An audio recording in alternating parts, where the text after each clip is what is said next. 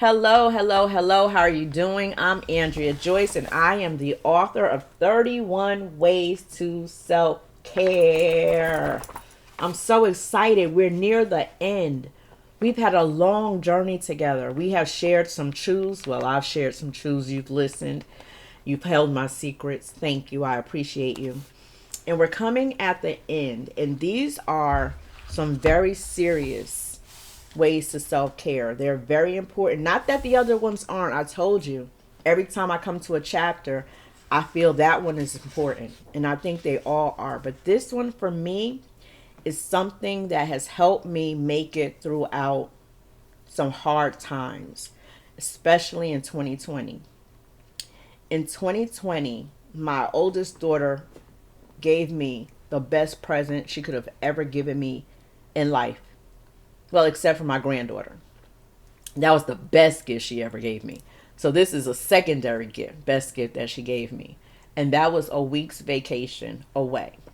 It kind of was a staycation because we were still in Atlanta, but it was away from the household where 2020 so much was happening. This is before they shut everything down. They were starting to shut things down. They hadn't done the shutdown of the states yet.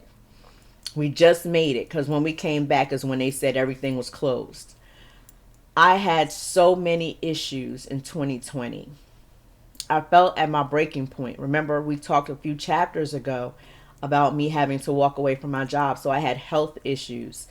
My children, and if you're a parent, you understood exactly what I said. They were acting a little crazy. You know how children will do sometimes. They get into a place of it's about them. I don't want to say selfishness, but very close to that. I didn't have anybody to talk to or turn to at that point. Everybody was busy. Everybody was going through trying to figure out what this thing was, how it was going to continue affecting our lives. I had people who I was losing. I lost my uncle. It was so much going on. So she gave me the gift of a staycation. She got a room for me. She told me not to bring the kids. It would just be me. And I sat. I was still. I had my laptop with me. Some days I turned it on. Some days I didn't. I had journals with me. Every morning I woke up at sunrise. I sat out on the balcony and I watched the sunrise over the lake. It was beauty. There were days that deer would walk up to me. Well, I was on the second floor, but they would walk up right there. There were rabbits. There were cardinals, which you know, the red bird, which you see behind me. See, I can't do it. There it is. The red bird, which is behind me, is my favorite bird.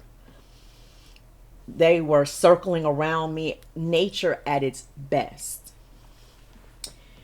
During that time, chapter 29 became the most important chapter. Even though the book hadn't been written, I wasn't writing then, not books. But I recorded this time because I knew some way, somehow, what I was doing was important and other people needed to know about it. Chapter 29, Unplug. I had to unplug in order to keep my sanity. I was at the breaking point. I was at the brink of losing it.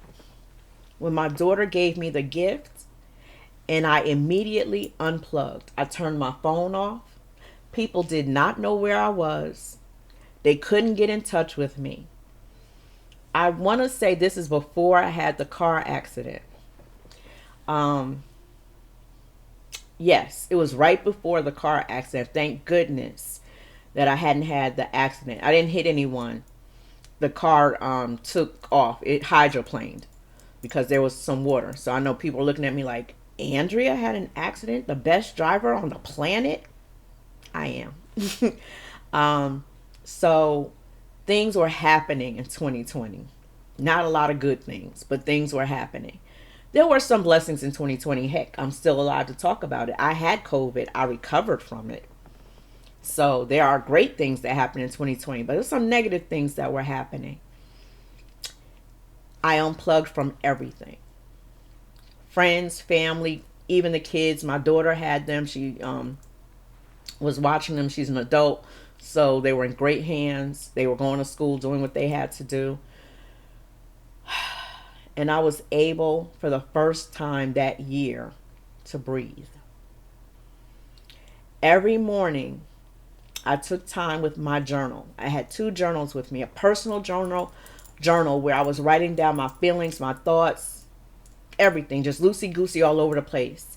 And then I had my, I don't even know what to call this journal. It's pink. If you ever see me carrying a pink journal, know that this is the journal, my spirituality journal. This is the journal that I get in touch with my feelings and emotions. I may do an activity in it. At the time, I was reading Love Languages for Singles, the singles edition. I had read the regular one years before.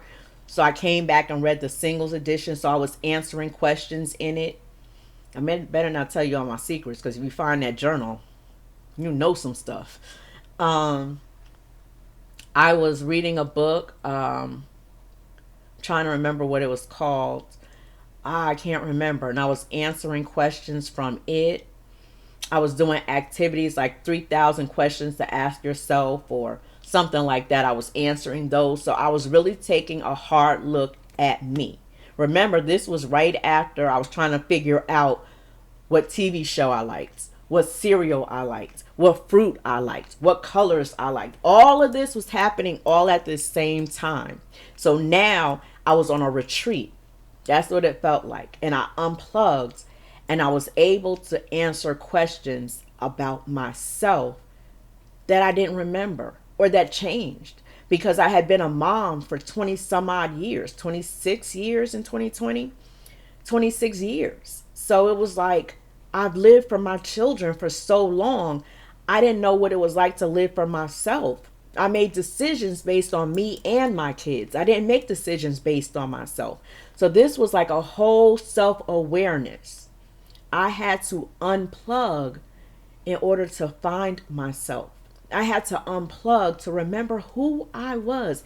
Andrea. Not Andrea, the writer, director, minister, sister, daughter, mom. Andrea. Without title. Just me. Me and who I really am. And so this chapter still makes me emotional. Without unplugging, I may have broken down. I may have given up. I don't know. But because of being able to unplug, I was able to find myself and hear my voice. That's so important. So what I suggest for you to do, I'm sorry. Oh, I thought I had a message. I'm like, I'm sorry. Every day, if you are able, what am I going to say? You already know. Take at least 5 minutes to shut everything down. Turn it all off. It could be first thing in the morning like I do. It could be the last thing at night. I don't do that because I fall asleep. It could be within the middle of your day. 5 minutes. Turn off your phone. Turn off your television. Shut off your music. Shut everything off. Shut off your family. Tell the kids, hey, give me 5 minutes, 10 minutes, 15 minutes, 30 minutes, whatever amount of time you're going to unplug. Don't knock on my door. You don't have to ask me anything. Tell your loved one, your spouse, your significant other, hey, listen, I need 5 minutes. Just give me 5 minutes. You handle everything. Don't. I'll be back in a minute. Sit in your room or your place of quiet. My bedroom happens to be my place of quiet. I also have a walk-in closet, so I can sit in my closet. That's really my prayer closet, which is very important for the chapter we talked about prayer. I go into my prayer closet sometimes and shut the door and just have time with God one-on-one. But for this, I'm on my bed in my bedroom. I close and lock the door, turn everything off, and I'm just there. Sometimes I'll have my journal and a pen in case I want to write something down. And it's not the time to do a to-do list. It's not time to put together your agenda. It's not time to figure out what you're going to do next week or what you're going to eat tonight. None of that. This is a check-in, another self-check, but this one is daily. This one is the who am I? Who am I today? You do know we're constantly changing, right? Do I still like oatmeal? Do I feel like eating oatmeal today? Not planning your menu, but what do I like? What have I changed? Is there anything wrong? Is there something off with me? Do I need to meditate? Do I need to pray? See, this is in your unplugging. This is when you use the other chapters of this book. It's in your unplugging time to find out next steps for your day. This is why I like to do mine in the morning. I like to pray and talk to God.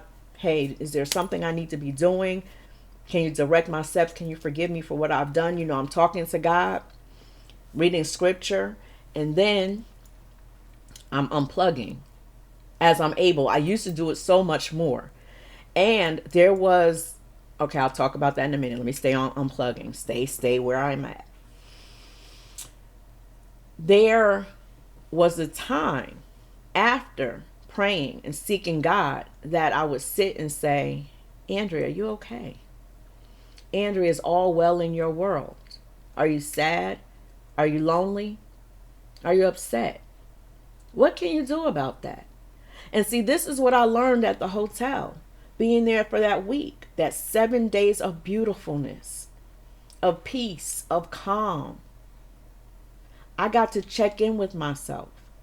Sometimes I picked up a book and read. This is your time to unplug.